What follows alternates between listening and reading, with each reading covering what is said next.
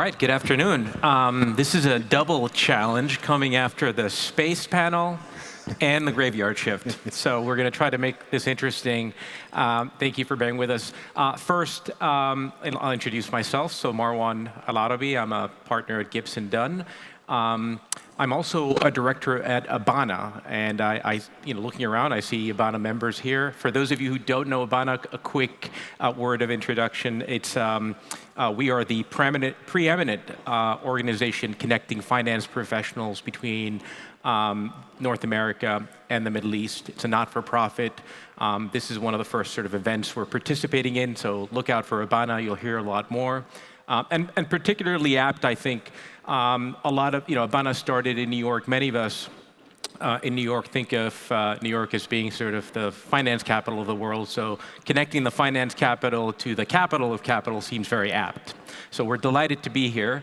I'm delighted to be here with Keith and Tanya. Why don't we start? Maybe Keith, why don't you introduce yourself and tell us a little about what you do, and then we'll do the same with Tanya. Certainly.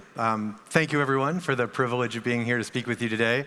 I'm very new to the firm of Gibson Dunn, and before that I spent 14 years as Google's Chief Privacy Officer, where I also served on the AI Governance Steering Committee.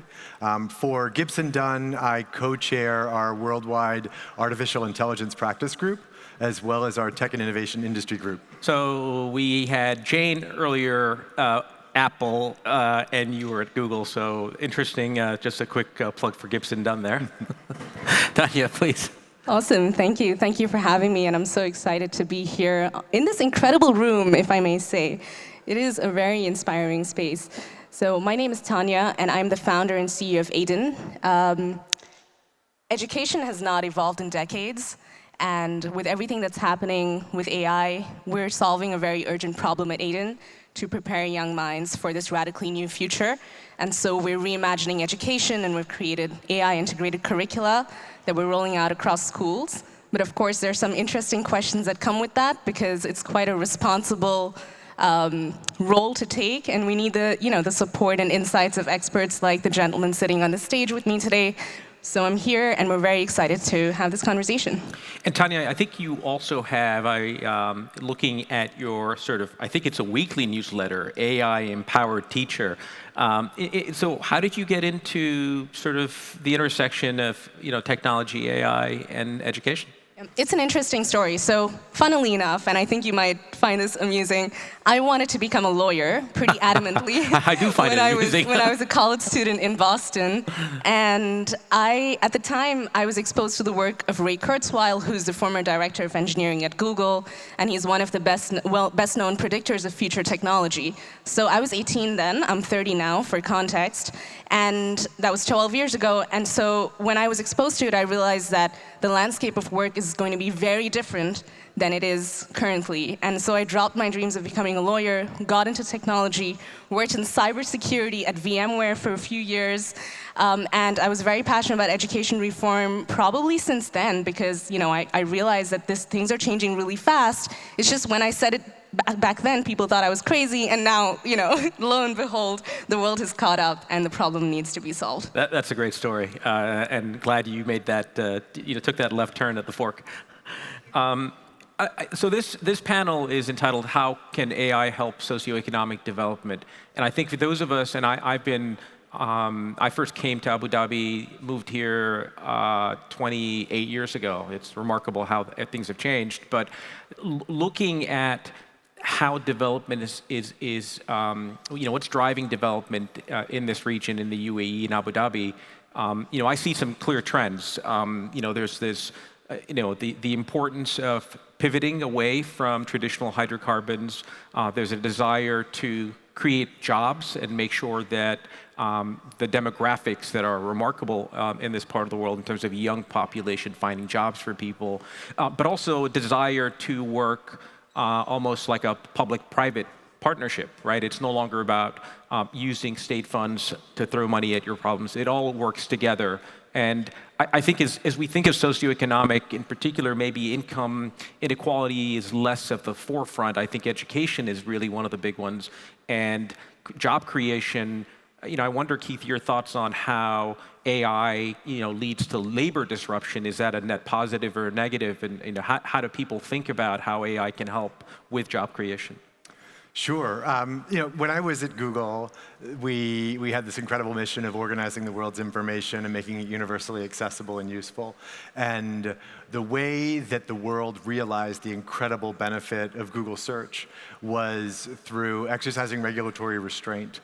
Even though this technology was operating really, in some ways, in gray areas in the law, in areas that weren't really well established, because the utility of the product was so readily apparent to both users and to regulators all over the world, it was given a tremendous amount of latitude. It was allowed to grow and prosper, and we didn't have regulatory challenges that prevented economies around the world from realizing the benefits of that technology. I think that's very similar in some respects to the moment we're in now with respect to AI. There are very real fundamental legal questions that are operating just beneath the surface of the way that these technologies are going to interface with economies around the world. The ability of large language models to process the public internet, to produce these incredibly valuable technologies that are going to drive innovation and sort of production of a tremendous amount of economic value. When we are looking at the way that the world is evolving, when we look at the way that regulators are thinking about how we should approach these technologies, I think we need to look back to search. We need to look back to the incredible evolution that we've seen, the economic opportunity that those technologies have created for people all over the world, and recognize that this is a moment for regulatory restraint. We need to proceed thoughtfully and cautiously to make sure that we're allowing these technologies to proceed responsibly, but also boldly, so that we're delivering these benefits to users all over the world. And Keith, I think on an earlier panel, our partner Jane mentioned sort of the European approach. I believe there's something expected later this month. But in terms of just comparative approaches, maybe in a few words, say, European versus, I don't know, is it the US model? How would you compare and contrast in a nutshell? Sure. So both Jane and I came up in the context of data protection, privacy and data protection.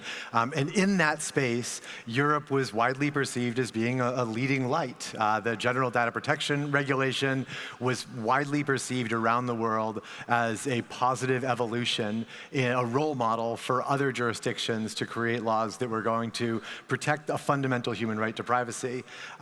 Jane referred to the Brussels effect, which was this idea that Europe was very proactive in creating regulation, and that model was typically adopted and followed by other jurisdictions around the world. AI is a little bit different, for a host of reasons. If you look at where these innovations are happening, like if you look at Silicon Valley, if you look at the leading companies that are generating a ton of value in this space, you recognize that aggressive regulation in the immediate term might create an undesirable headwind. It might not actually advance the public policy directions that folks are really after. I think the other thing to bear in mind is we do not actually have a vacuum of law to address the public policy considerations. When folks are concerned about protecting users from the potential problems or excesses of AI, we have consumer protection law, we have intellectual property law, we have legal tools, and regulators all over the world should be looking to the existing bodies of law that they have available to them, and then give this time, allow these technologies to develop, so that when policymakers do decide that there's new and incremental legislation to be passed, it's being done from a position of really understanding the trajectory of these technologies and the actual impacts they're having on society, rather than creating public policy based on speculation, fear, uncertainty, and doubt. Yeah, that's a clear contrast in terms of approach. So Tanya, let me, as I think about education, I guess, let me start with what probably everyone in this room is thinking, which is, is my kid using AI to write their essay and get ahead? I mean, do you think about this? Just your thoughts. What percentage of high school students are actually using AI with their assignments, do you think, today? I would say at least 60 to 70%. And there have been surveys that have backed this up, right? Especially, most of them are concentrated in the US.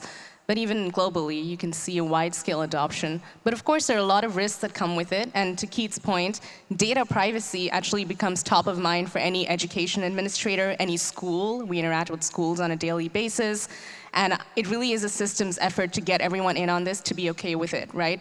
That said, fundamentally, with AI, with students using AI to write their assignments, I really tell people we shouldn't worry about this. But the only way we're not going to worry about it is if we are creating a curriculum that is fundamentally interdisciplinary in nature and that is focused on metacognition, right? So if we used to use writing as a way to think, historically, then now we need to rethink how we're going to teach kids about the way that they learn and the way that they think about problems in the world. And they're entering a space where technologies are being developed faster than laws are being developed to protect them. And so they almost need to be going into these fields with that interdisciplinary mindset, which is why the problem is so urgent. Current curricula in schools are way too outdated. Parents don't necessarily know how to guide their kid.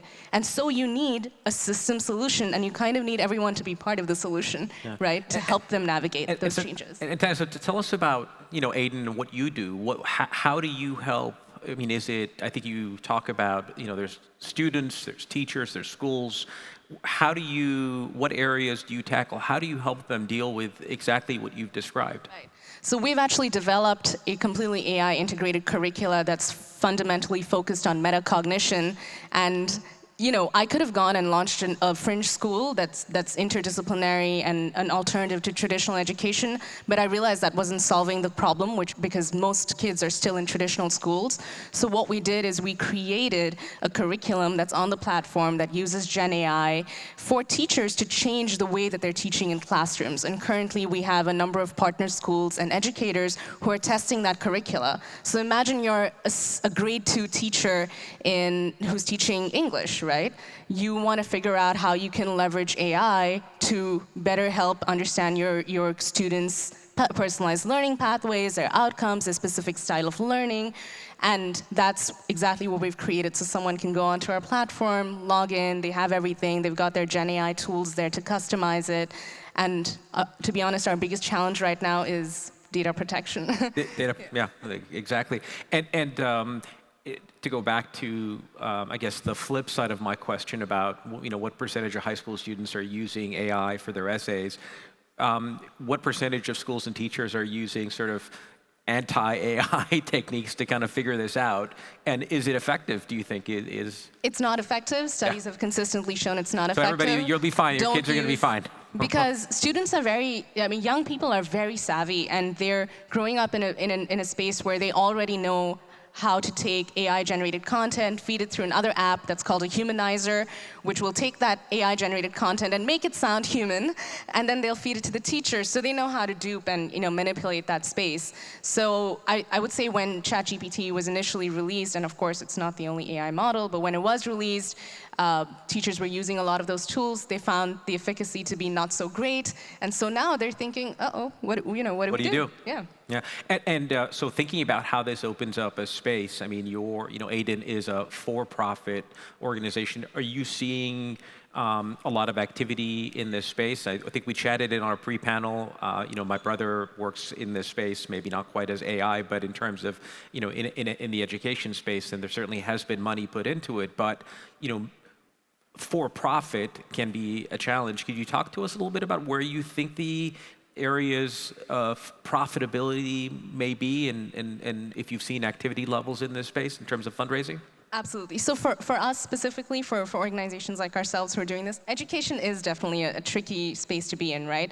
But something that we realized actually is that we have to test our curricula through different ways directly with students, right? And so a lot of the efforts have been going around creating educational programs for those students. So for example, we're partnering with companies, with larger tech organizations that I will maybe not name because I haven't gotten their permission to name them, that are helping us. You got 2 lawyers here, you'll be fine.